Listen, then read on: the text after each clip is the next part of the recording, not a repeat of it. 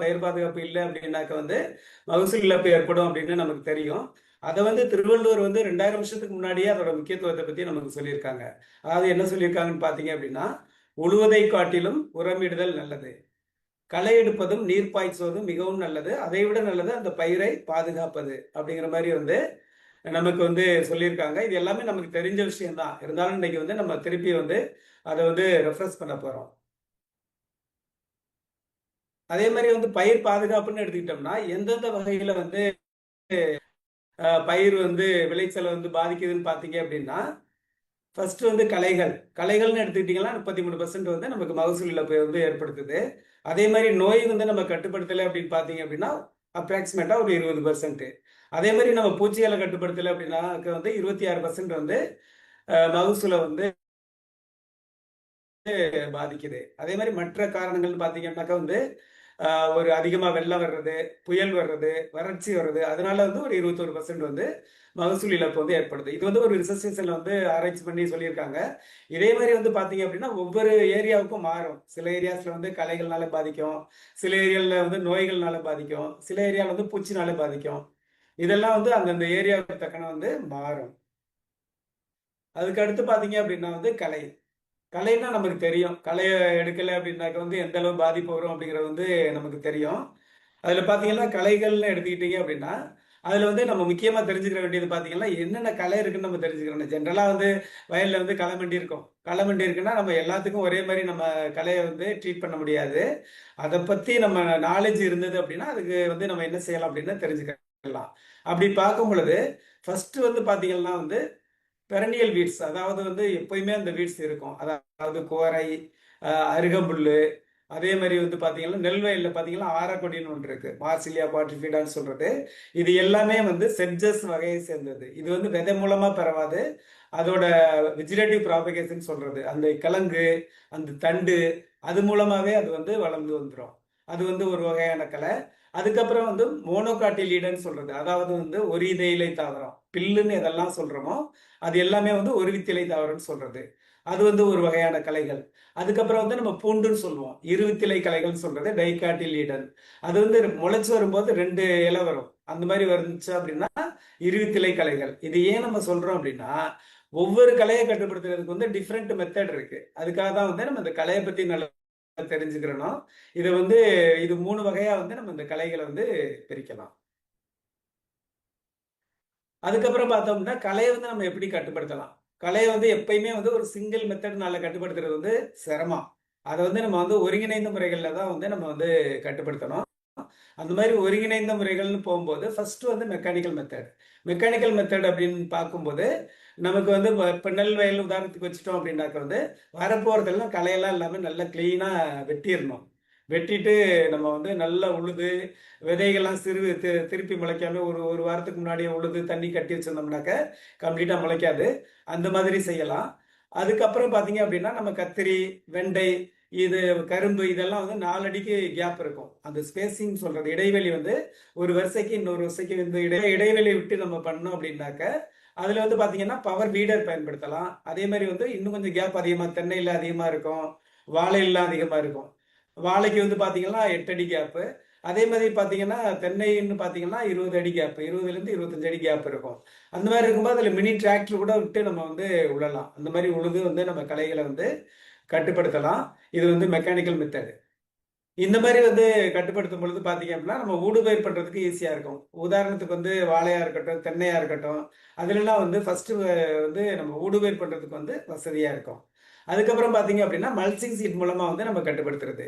Mulching seat வந்து இப்ப பரவலா வந்து எல்லா பயிருக்குமே வந்து நம்ம பண்றோம். இந்த நெல் பயிரு அந்த மாதிரி பயிரை தவிர, மற்ற எல்லா காய்கறி பயிரா இருக்கட்டும், தோட்டக்கலை பயிர்களா இருக்கட்டும், எல்லாத்துக்குமே வந்து நம்ம வந்து மல்ச்சிங் சீட் பயன்படுத்துறோம். இது மூலமா என்னன்னாக்கா, இனிஷியல்ல வந்து காஸ்ட் அதிகமாகிற மாதிரி தெரியும்.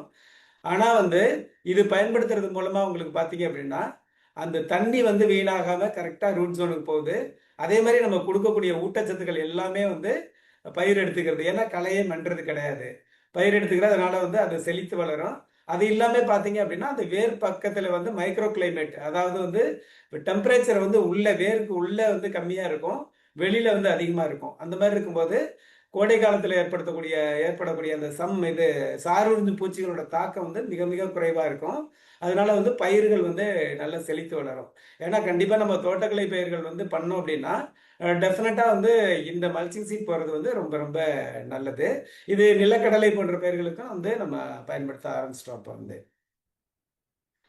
அப்புறம் பார்த்தீங்க அப்படின்னா, களைக்கொல்லி வந்து நம்ம எந்த டயத்துல தெளிக்கணும் அப்படிங்கிறது வந்து ரொம்ப முக்கியம். ஏன் அப்படின்னு பார்த்தீங்க அப்படின்னா, இது வந்து எப்ப தெளிக்கணும் அப்படின்னு பார்த்தீங்கன்னா, 2 இலை ட்ரூ லீவ் ஸ்டேஜ்ன்னு சொல்றது. அதாவது அந்த காட்டிலீடன்னு சொல்றது. அந்த விதை வந்து பிரிஞ்சு வரும். பிரிஞ்சு வரும்போது அந்த விதை பிரிஞ்சு வர்றது எல்லாமே அடுத்த 2 இலை வரும். அந்த 2 இலை எப்ப வருதோ, அப்பதான் வந்து நம்ம களைய வந்து கட்டுப்படுத்தணும். ஏன்னாக்க வந்து, இதுக்கு மேல நம்ம கட்டுப்படுத்தணும் அப்படின்னாக்க, களை வளர்ந்து வந்துருச்சு அப்படின்னாக்க, உரத்த எல்லாம் எடுத்துரும். ஊட்டச்சத்துக்கள் எல்லாமே கம்ப்ளீட்டா எடுத்துரும். பயிருக்கு தேவையான சூரிய ஒளி கிடைக்காது. காத்தோட்டம் கிடைக்காது. அதுக்கப்புறம் நம்ம களைக்கொல்லி அடிக்கிற பர்ப்பஸே வந்து களை எடுக்கிற பர்ப்பஸே வந்து வேஸ்ட் ஆயிரும். அதனால நம்ம களை எடுத்தாலும் சரி, களைக்கொல்லி அடிச்சாலும் சரி, இந்த லெவல்லே நம்ம வந்து அந்த களைய வந்து கட்டுப்படுத்தணும். இல்ல அப்படின்னா சில பயிர்களுக்கு வந்து ப்ரீ எமர்ஜென்ஸ் களைக்கொல்லியும் இருக்கு. அதாவது வந்து களை முளைக்கங்காட்டிக்குமே வந்து களைக்கொல்லி நெல்லுக்கு இருக்குது. மற்ற பயிர் வகைகள் பயிர்களுக்கெல்லாம் வந்து ஆ இது களை முளைக்கங்காட்டிக்குமே உள்ள களைக்கொல்லியும் இருக்கு. அதுல வந்து லேட்டஸ்ட் களைக்கொல்லி எல்லாம் வந்துருச்சு. அந்த களைக்கொல்லிய வந்து நம்ம பயன்படுத்தலாம். அதே மாரி இந்த பயிர் களை வந்ததுக்கு அப்புறம் உள்ளது வந்து பார்த்தீங்க அப்படின்னா, போஸ்ட் எமர்ஜென்ஸ் களைக்கொல்லின்னு பேரு. இதுக்கு வந்து நம்ம களைக்கொல்லி எல்லாம் நெறைய இருக்கு. அதே மாரி கோரைகளுக்கெல்லாம் வந்து பயிருக்குள்ள அடிக்கிற களைக்கொல்லியும் இருக்கு. தரிசுல அடிக்கிற களைக்கொல்லியும் இருக்கு. லேட்டஸ்ட்லாம் நெறைய வந்துருச்சு. அது என்ன களைக்கொல்லி அப்படின்னு தெரிஞ்சு நம்ம அந்த களைக்கொல்லிய வந்து நம்ம வந்து பயன்படுத்தணும். அதுக்கப்புறம் பார்த்தோம் அப்படின்னாக்க வந்து, சொட்டு நீர் பாசனம் வந்து நம்ம பயன்படுத்துறது மூலமா, தண்ணியையும் மிச்சப்படுத்தலாம். அதே டயத்துல தேவையில்லாத இடங்கள்ல வந்து களைகள் மண்றதையும் கட்டுப்படுத்தலாம். எப்படின்னு பார்த்தீங்க அப்படின்னா, சொட்டு நீர் வந்து கரெக்ட்டா அந்த ரூட் ஜோனுக்கு மட்டும் தான் தண்ணி போகும். அந்த பயிரோட வேர் பகுதிக்கு மட்டும் தான் தண்ணி போகும். மற்ற ஏரியாவுக்கு தண்ணி வந்து பரவுறது வந்து குறைஞ்சிரும். அதனால வந்து நம்ம வந்து களைகள வந்து ஈஸியா வந்து கட்டுப்படுத்தலாம். அதே மாரி களை கொல்லிகள் வந்து நம்ம வந்து பயன்படுத்துறது வந்து ரொம்ப இன்றியமையாததா மாறிருச்சு. அப்படி மாறும்பொழுது பார்த்தீங்கன்னா, அந்த டெக்னிக்கல் ஸ்கில்டு ட்ரெய்னீஸ் வந்து யாருமே இப்ப நமக்கு கிடைக்கிறது இல்ல. அப்படியே கிடைச்சாலும் அதோட பாதிப்பு அதிகமா இருக்கு. நம்ம மருந்து அடிக்கிறவங்களுக்கு வந்து பாதிப்பு அதிகமா இருக்கு. அதனால இதுலயுமே வந்து மெக்கனைசேஷன் வந்து வந்துருச்சு. அதாவது ட்ரோன் வந்து வந்துருச்சு. இது வந்து பரவலா வந்து நம்ம பயன்படுத்த ஆரம்பிச்சுட்டோம். இத வந்து நம்ம பயன்படுத்தும் பொழுது, அ நமக்கு டைமும் மிச்சமாகுது. அதே டயத்துல களைக்கொல்லியும் எஃபெக்டிவா வந்து ஏரியா ஃபுல்லாவே வந்து நமக்கு பரவுது. பட் இதுக்கான ஃபார்முலேஷன் வந்து இப்ப ரிசர்ச் பண்ணிட்டு இருக்காங்க. இன்னும் கண்டுபிடிக்கல. பட் ஆல்ரெடி உள்ள ஃபார்முலேஷனே வந்து நம்ம என்ன பண்றோம் அப்படின்னா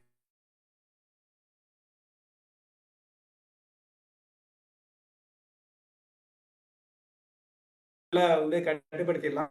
இதுல ஒரே ஒரு டிராபேக் இருக்குது. என்ன அப்படின்னு பார்த்தீங்கன்னா, காத்தடிக்கும்போது இத வந்து பயன்படுத்தக்கூடாது. அதுக்கப்புறம் பார்த்தோம் அப்படின்னா வந்து, இடையில மரங்கள்லாம் நெறைய இருக்கும்போது நம்ம இத வந்து பயன்படுத்த முடியாது. அதுக்கப்புறம் வந்து களைகளுக்கு அடுத்து பார்த்தீங்க அப்படின்னா வந்து, பூச்சி மற்றும் நோய். பூச்சி மற்றும் நோய் வந்து எந்த அளவுக்கு பாதிக்கும் அப்படிங்கிறது வந்து நமக்கு தெரியும்.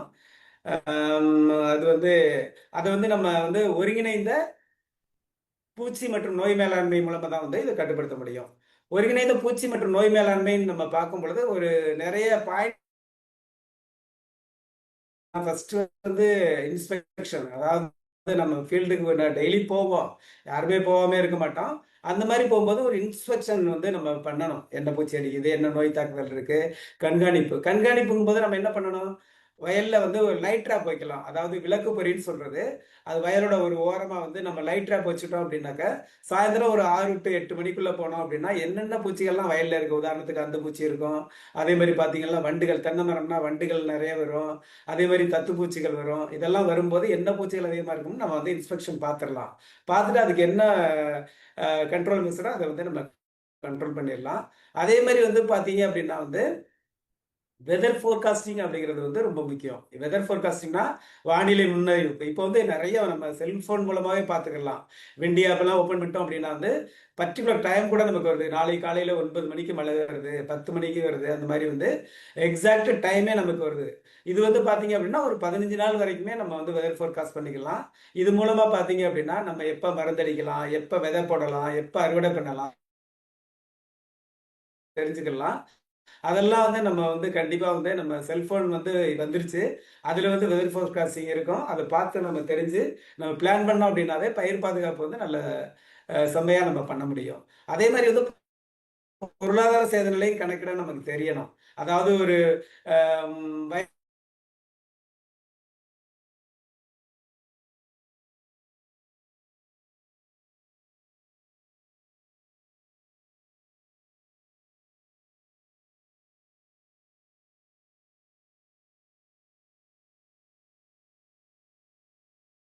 ஒட்டுண்ணிகளை வந்து நம்ம வந்து இப்போ ஒட்டுண்ணிகள்லாம் ஃபேமஸ் ஆகிட்டு இருக்கு. கரும்புக்கு நம்ம பயன்படுத்துகிறோம் ட்ரைகோக்ரமா ஜப்பானிக்கம் அப்படின்னு. அதே மாதிரி நெல் பயிருக்கு பார்த்தீங்க அப்படின்னா இலை சுருட்டு புழுக்கு வந்து ட்ரைகோக்ரமா கைலோடிஸ் பயன்படுத்துகிறோம்.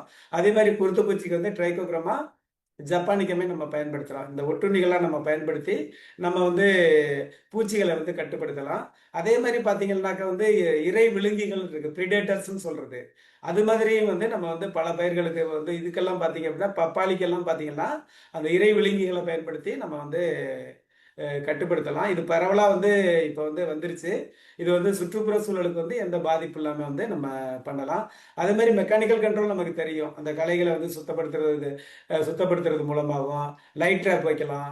இது எல்லாமே பண்ணலாம். அதே மாதிரி செக்ஸ் ப்ரோமோன் ட்ராப்னு சொல்றது, அதாவது இனக்கவர்ச்சி பொறி, அது மூலமாகவும் கட்டுப்படுத்தலாம். அதே மாதிரி உளவியல் முறைகள் மூலமாகவும் கட்டுப்படுத்தலாம். கெமிக்கல் கண்ட்ரோல் நமக்கு தெரியும் ஜென்ரலாக. கெமிக்கல் கண்ட்ரோல் அப்படின்னு பார்க்கும்போது நிறைய வந்து இது பச்சை சிம்பல் உள்ள மருந்தெல்லாம் லேட்டஸ்ட் மருந்து வந்துருச்சு. இது நம்ம எக்ஸ்போர்ட்டு கூட நம்ம வந்து பயன்படுத்தலாம். ஏன்னாக்கா வந்து அதிக பாய்சன் கிடையாது. சுற்றுப்புற சூழலையும் வந்து எந்த விதத்துலையுமே இது வந்து பாதிக்காது. நமக்கும் வந்து எந்த பாதிப்பும் வராத அளவுக்கு இது கிரீன் சிம்பல் உள்ள மருந்தெல்லாம் வந்துருச்சு. அது என்ன மருந்துன்னு பார்த்து வந்து நம்ம பயன்படுத்தணும். அதுக்கப்புறம் பார்த்தீங்கன்னா நம்ம பதிவேடுகள் பராமரிக்கிறது வந்து ரொம்ப முக்கியம். ஏன் அப்படின்னு பார்த்தீங்க அப்படின்னா நம்ம வந்து போன வருஷம் என்ன மருந்து அடித்தோம், என்னென்ன பூச்சிகள் வந்துச்சு, அதில் வந்து என்னென்ன ப்ராப்ளத்தை நம்ம ஃபேஸ் பண்ணோம், எல்லாமே நம்ம பதிவேடுகளில் வந்து நம்ம நோட் பண்ணி வச்சுருந்தோம் அப்படின்னா நமக்கு வந்து இந்த வருஷம் வந்து அது ஒரு கன்க்ளூஷனுக்கு வந்து என்ன பண்ணலாம், இது பண்ணலாங்கிறது வந்து நம்ம வந்து அதை செயல்திறனை வந்து மதிப்பிடுறதுக்கு வந்து ரொம்ப வசதியாக இருக்கும். இப்போ நம்ம பூச்சிகள் அப்படின்னு எடுத்திருக்கும்போது பூச்சிகள்ல பார்த்தீங்க அப்படின்னா வந்து இதையும் நம்ம தெரிஞ்சுக்கிறணும். என்ன பூச்சி, சார்வஞ்சி பூச்சி இருக்கா, இல்லை வந்து புழுக்கள் நிறைய இருக்கா, இல்லை வந்து பூச்சிகள் அல்லாத இந்த சிலந்தி பூச்சி எல்லாம் இருக்கான்னு நம்ம தெரிஞ்சுக்கிறணும். ஏன் அப்படின்னு பார்த்தீங்கன்னா இதை வச்சு நம்ம மருந்து வந்து ஒரு சில மருந்து வந்து எல்லா பூச்சியும் கட்டுப்படுத்தும். அப்படி பார்க்கும்போது சார்வஞ்சி பூச்சிங்கிறது ஏன் வந்து எல்லா இது வந்து மருந்து ஒரே மருந்து கட்டுப்படுத்துது அப்படின்னா அது வந்து ஒரு ஆர்டர்னு சொல்றது, ஹெமிப்டிரான்னு சொல்றது. அந்த ஹெமிப்டிரான் ஆர்டர் கீழே தான் வந்து இந்த சார்வஞ்சி பூச்சியெல்லாம் அதிகபட்சமான சார்வஞ்சி பூச்சி அது கீழே தான் வருது. அந்த மாதிரி வரும் பொழுது பார்த்தீங்கன்னா அதில் என்னென்ன வருதுன்னு பார்த்தீங்கன்னா வெள்ளை ஈக்கள், இலைப்பேன், அதுக்கப்புறம் பார்த்தீங்கன்னாக்க வந்து நாவைப்பூச்சி, மாவுப்பூச்சி, அசுவினி, தத்துப்பூச்சி, இது எல்லாமே வந்து சார்வஞ்சி பூச்சிகளுக்கு கீழே தான் வருது.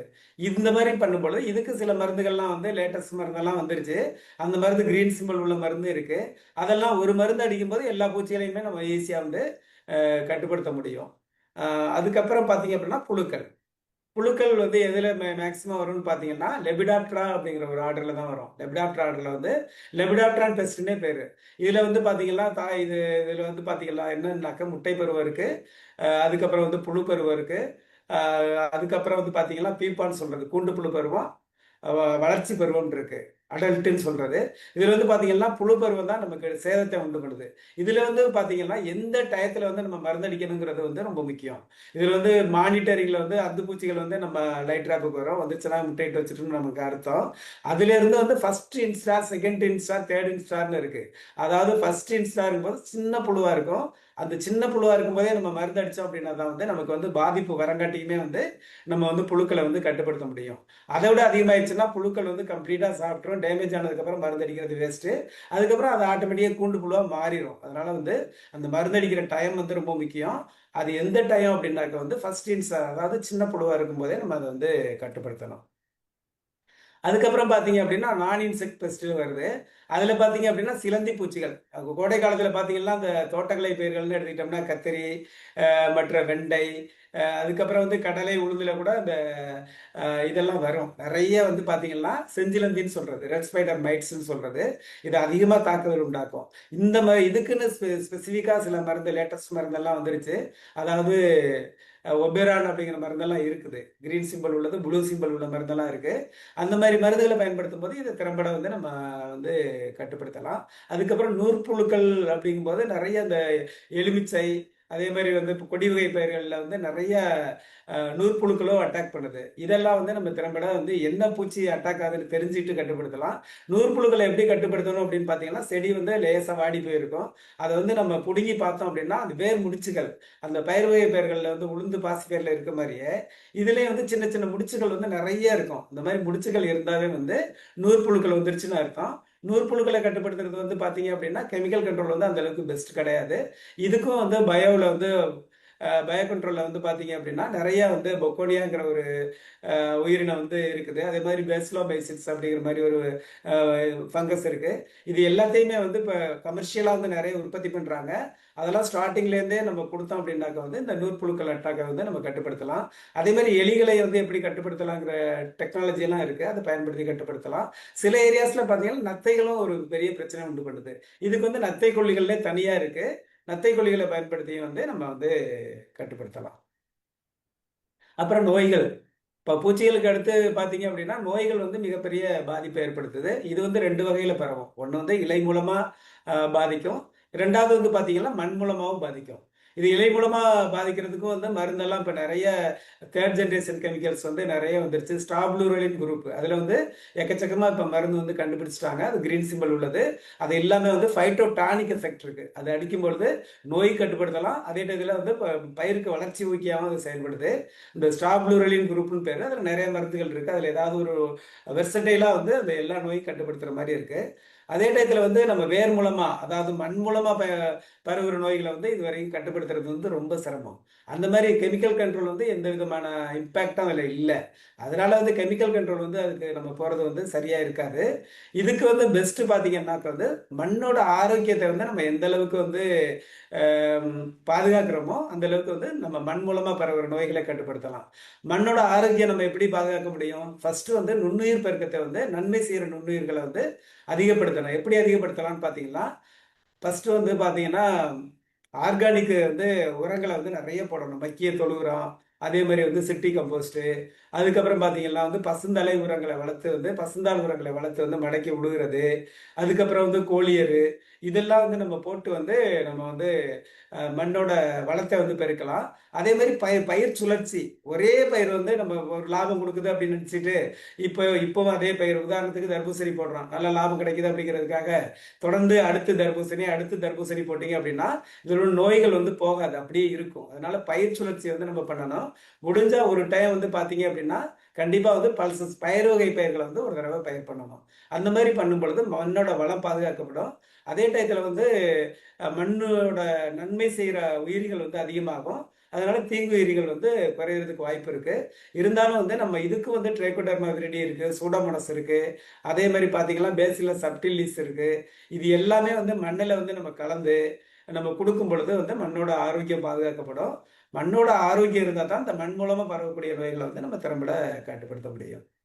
அதுக்கடுத்து பார்த்தீங்க அப்படின்னா ஊட்டச்சத்து நம்ம ஏற்கனவே பார்த்துட்டோம். இருந்தாலும் இது ஊட்டச்சத்து பார்த்துட்டோம். இருந்தாலும் ஏன் இந்த நம்ம இதை முக்கியமா தெரிஞ்சுக்கணும் அப்படின்னு பார்த்தீங்கன்னா, நிறைய பேர் நம்ம என்ன பண்றோம்? தப்பு பண்றோம். என்ன தப்பு பண்றோம் அப்படின்னா, எது ஊட்டச்சத்து பற்றாக்குறைனால வந்து நமக்கு ஈல்டு குறையுது, நோயினால குறையுதாங்கிற டிஃபரன்ஸே நம்மளால கண்டுபிடிக்க முடியல. நம்ம சிம்பிளா வந்து உரக்கடைக்கு போறோம். போயிட்டு வந்து ஏதோ பயிர் மஞ்சளா போச்சு அப்படின்னு நம்ம சொல்றோம். சொல்லும்போது அவங்க என்ன பண்றாங்க? அவங்க நோயின்னு தெரியாது, பூச்சின்னு தெரியாது. அது வந்து ஒரு அம் பற்றாக்குறைன்னு தெரியாது. சத்து பற்றாக்குறைன்னு தெரியாது. ஏதோ ஒரு நோய் மருந்து எடுத்து குடுத்துடுறாங்க. நம்மளும் கொண்டு வந்து அடிக்கிறோம். ஒரு பூச்சி மருந்து, நோய் மருந்து. அது எக்ஸாக்ட்டா வந்து நம்ம வந்து தெரிஞ்சுக்கிறணும். இது வந்து பூச்சினால வருதா? நோயினால வருதா? இல்ல சத்து பற்றாக்குறைனால வருதான்னு. இப்ப நோய் அப்படின்னு பார்க்கும்போது, கிளியர் கட் மார்ஜின் இருக்கும். ஒரு டேமேஜ் இருக்குன்னு பார்த்தீங்கன்னா, அது வந்து கிளியர் கட் மார்ஜின் ரவுண்ட் ரவுண்டா புள்ளி புள்ளியா இருக்கும். இந்த மாதிரி இருந்தது அப்படின்னா வந்து நோயினால தான் பாதிச்சிருக்குன்னு நம்ம கண்டுபிடிச்சிடலாம். அதே மாதிரி வந்து சத்து பற்றாக்குறைன்னு பார்த்தீங்கன்னா, அந்த இலை ஃபுல்லாவே மஞ்சளா இருக்கும். ஒரு பர்ட்டிகுலர் பாயிண்ட்ல மட்டும் மஞ்சளா இல்லாம டோட்டல் இலை எல்லாமே மஞ்சளா இருக்குன்னா அது சத்து பற்றாக்குறை. இதை வச்சு நம்ம என்ன சத்து பற்றாக்குறைன்னு கண்டுபிடிச்சு அதுக்குள்ள சத்தை நம்ம கொடுத்துட்டோம், இலை வழியாவோ இல்லை மண் வழியாவோ கொடுத்துட்டோம் அப்படின்னா ரெக்டிஃபை ஆயிரும். நோய் மருந்து அடிக்கணும்னு அவசியம் இல்லை.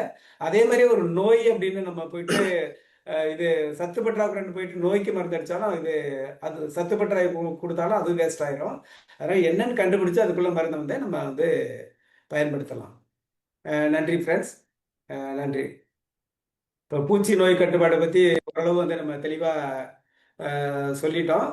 இருக்கிற 20 மினிட்ஸுங்கிறதுனால ஷார்ப்பாக வந்து என்னென்ன பாயிண்ட்ஸ் சொல்ல முடியுமோ சொல்லியாச்சு. அடுத்து வந்து நமக்கு வந்து கிட்டத்தட்ட ஒரு 30 வருஷம் நம்ம வேளாண்மை துறையில் வந்து எக்ஸ்பீரியன்ஸ் உள்ள நம்ம காமராஜ் சார் வர்றாரு. அவர் வந்து அடுத்த ரகசியத்தை வந்து நமக்கு வந்து தெளிவாக எடுத்து சொல்லுவாங்க. Sir, Kamaraj sir. அனைவருக்கும் உற்சாகமான காலை வணக்கம். ஒரு அதிகாலை பொழுதுல அவங்க எல்லாம் சந்திக்கிறதுல மிகப்பெரிய மகிழ்ச்சி. 5 ரகசியங்கள் அப்படிதான் சொன்னாங்க. சொல்லி முடிச்சிட்டாங்க. ரகசியம்லாம் சொன்னீங்கப்பா. நல்லா மண்ணை தேர்ந்தெடுங்கன்னீங்க, நல்ல தண்ணியை வைங்கன்னீங்க, விதைய சுத்தமா கரெக்டான விதைய போடுன்னீங்க, அப்புறம் பயிர் பாதுகாப்பு பண்ணுன்னீங்க. எல்லாம் பண்ணிட்டேன், அறுத்துட்டேன். இப்ப என்னப்பா அடுத்த கதை என்ன அப்படிங்கிற கேள்விக்கு விடையா நான் வந்து உட்காந்துருக்கிறேன். நீ யாரு அதை வந்து சொல்றதுக்குன்னு கேட்டீங்கன்னா, கொஞ்சம் ஓரளவு எனக்கு கொஞ்சம் அதை சொல்றதுக்கு ஒரு அத்தாரிட்டி இருக்குன்னு நானா நினைச்சுக்கிறேன். ஏன்னா வேளாண்மை துறையில நான் ஒரு 34 வருஷம் வேலை பார்த்துட்டேன். 34 வருஷத்துல வேலை பார்த்ததை விட ஒரு ஏகப்பட்ட அனுபவங்கள் விவசாயிகள்கிட்ட, பல்வேறு வகையான விவசாயிகள்கிட்ட ஒரு அனுபவங்கள். ஏன்னா 9 மாவட்டத்துல வேலை பார்த்தேன். கிட்டத்தட்ட வேளாண்மை துறையில இருக்கக்கூடிய அத்தனை துறைகள்லையும் வேலை பார்த்துட்டேன். வேளாண்மை துறை, தோட்டக்கலைத்துறை, வேளாண்மை பொறியியல் துறை, மண் மண் பரிசோதனை பண்ற இடம், வேளாண்மை விற்பனை துறை. இப்ப நம்ம வந்து அறுத்தாச்சு. ஸோ அறுத்த விளைச்சல் வந்து நம்ம தட்டுக்கு வரணும். இடையில வந்து டிராவல் பண்ணி வரக்கூடிய தூரம் வந்து நிறைய இருக்கு. ஸோ இந்த தூரத்தை வந்து கடக்கிற போது இருக்கக்கூடிய விஷயங்கள், அந்த விஷயங்களை வந்து யாரு கேர் பண்ணணும்? யாராவது ஒரு ஆள் வந்து அதுக்கு வந்து பொறுப்பேற்றுக்கணும்ல. அதுக்கு தமிழ்நாடு லெவல்ல வந்து பொறுப்பேற்றுக்கிறவர் வந்து தமிழ்நாடு வேளாண்மை விற்பனை மற்றும் வணிகத்துறை 2 செக்மெண்டா இருக்காரு. வேளாண்மை விற்பனைன்னு ஒருத்தர் இருக்காரு, வேளாண்மை வணிகம்னு ஒருத்தர் இருக்காரு. இன்னைக்கு வந்து நம்ம வந்து ஒரு விவசாயிய விற்பனை பண்றாரு. ஸோ அந்த செக்மெண்ட்டை மட்டும் பார்க்க போறோம். விவசாயி வியாபாரியா விற்கிறதுக்கு வந்து ஒரு செக்மெண்ட் இருக்கு. அதான் வணிகத்துறை. விவசாயி வந்து என்னைக்கு வந்து அவர் வியாபாரியா மாறி விற்கிறாரோ அன்னைக்கு தான் அவருக்கு வந்து முழு பலன் கிடைக்கும். அதை நம்ம இன்னைக்கு பார்க்கல. இன்னைக்கு நம்ம பார்க்க போறது ஒரு சாதாரண ஒரு விவசாயி இருக்காரு. அந்த விவசாயியா தன்னுடைய பொருளை விற்கிறதுக்கு என்னெல்லாம் வாய்ப்பு இருக்கு அப்படிங்கிறத பார்க்க போறோம். பார்க்கறதுக்கு முன்னாடி நம்மளுடைய பழைய பாடகர் மருதகாசி வந்து ஒரு பாட்டு எழுதியிருப்பாரு. மணப்பாற மாடு கட்டி மாயவர ஏறு பூட்டி வயக்காட்ட உழுது போடு சின்ன கண்ணு அப்படின்னு சொல்லிட்டே வரும்போது ஆத்தூரு கிச்சிலி ஜம்பா, இன்னைக்கு அதை தேடித்தான் நிறைய பேர் அலையிறாங்க. அதை சாப்பிட்டா சுகருக்கு நல்லதான். ஆத்தூரு கித்திலி ஜம்பா நாத்து வாங்கி நடவு நட்டி, மதுரை சில்ல ஆளை வச்சுதான் அறுக்கணும். அப்புறம் பொள்ளாச்சி சந்தைக்கு தான் கொண்டு போனோம். அங்க வந்து விருதுநகர் வியாபாரி வந்து வாங்க வரணும். எவ்வளவு பேரை கனெக்ட் பண்ணி விவசாயத்தை வந்து ஒட்டு மொத்தமா ஒரு படம் பிடிச்சு நமக்கு வந்து ஒரு பாட்டா கொண்டு வந்து கொடுத்திருந்தார். ஸோ அதுல அந்த வழிமுறைப்படி நம்ம போயிருந்தோம்னா யாருக்கு எந்த பஞ்சாயத்தும் கிடையாது. இன்னைக்கு அது கிடையாது. இல்ல அடிக்கிற புயல்ல என்னதை பாதுகாத்துக்கிறோம்னா புயல்ல அடிச்சு வர்றதை நானும் டபான்னு புடுங்கி வச்சுக்கிறணும் அப்படிங்கிற மாதிரி உலகத்துல இருக்கிறோம். ஸோ அப்போ வந்து விளைச்சல் விளைய வச்சாச்சு, அறுத்தாச்சு. அறுத்து மார்க்கெட்டுக்கு கொண்டு போகணும், மார்க்கெட்ல விற்கணும், வித்ததை கொண்டு போய் சேமிக்கணும், சேமிச்சு அதை பக்குவப்படுத்தணும், பக்குவப்படுத்தி சாப்பாட்டுக்கு வரணும். இதுதான் இந்த விற்பனை துறை செய்யக்கூடிய வேலை. இதுல வந்து இப்ப அறுக்கிறோம், அறுத்த இடத்துல இருந்து இது எல்லாத்தையும் ஒழுங்குபடுத்துறதுக்கு வந்து ஒரு அமைப்பு வந்து இருக்கு. அந்த அமைப்புக்கு பேர் தான் ஒழுங்குமுறை விற்பனை கூடம். ஒவ்வொரு வார்த்தைக்கும் அர்த்தம் இருக்கு. ஒழுங்கு. அப்ப விற்கிறதுலயும் வாங்குறதுலயும் ஒரு ஒழுக்கத்தை கடைபிடிக்கணும். அந்த ஒழுக்கமா என்னென்ன ப்ரொசீஜர் ஃபாலோ பண்ணணுங்கிறது அந்த ஒழுங்குபடுத்துறது. விற்கிறதுலயும் வாங்குறதுலயும் இருக்கக்கூடிய நடைமுறைகளை ஒழுங்குபடுத்துறது. அப்படின்னா என்ன அர்த்தம்? இந்த எடை போடுறேன், தரகு வாங்குறேன், கமிஷன் வாங்குறேன், மகும நெல் எடுக்கிறேன், சாமி நெல் எடுக்கிறேன், இது எல்லாத்தையும் விட்டுவிட்டு நேரடியா 100 கிலோ கொண்டு வந்தாருன்னா 100 கிலோ வித்தாருன்னா 100 கிலோ கொண்டான காசு கிடைக்கிறது. அதான் அந்த ஒழுங்குபடுத்துறதுங்கிறது. ஒழுங்கு முறைப்படுத்துறது. முறைன்னா அதுக்கு விவசாயி என்னெல்லாம் கடைபிடிக்கணும், வியாபாரி என்னெல்லாம் கடைபிடிக்கணும், அவங்களுக்கு என்ன சட்டத்திட்டம், இவங்களுக்கு என்ன சட்டத்திட்டம். அப்போ ஒழுங்கு முறை. அப்ப 2 நடந்த உடனே அடுத்து விற்பனை நடக்கணும், விற்கணும், விவசாயி கொடுக்கணும், வியாபாரி வாங்கணும். ஒழுங்குமுறை விற்பனை எங்க நடக்கணும்? அது ஒரு இடத்துல நடக்கணும். அதான் கூடம்.